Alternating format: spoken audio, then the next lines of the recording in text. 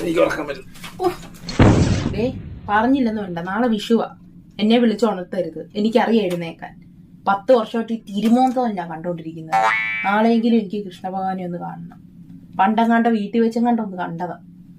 ദൈവത്തെ ഓർത്ത് നാളെ വിളിക്കരുത്, പറഞ്ഞില്ലെന്ന് വേണ്ട. നിന്നെ വിളിക്കുന്നില്ല. വിളിക്കരുത്. ഓ നിന്റെ നാളെ നല്ല ഒന്നാന്തരം ഒരു കണി ഞാൻ കാണിച്ചിട്ടേ ഉള്ളൂ. ആ കാര്യം ഇപ്പൊ മാറിക്കിടന്ന് ഉറങ്ങും. ഒന്നാന്തരം കണി ഈ 10 വർഷമായിട്ട് കണ്ടോണ്ടിരിക്കുന്നത്. മാറിക്കിടന്ന് ഉറങ്ങി.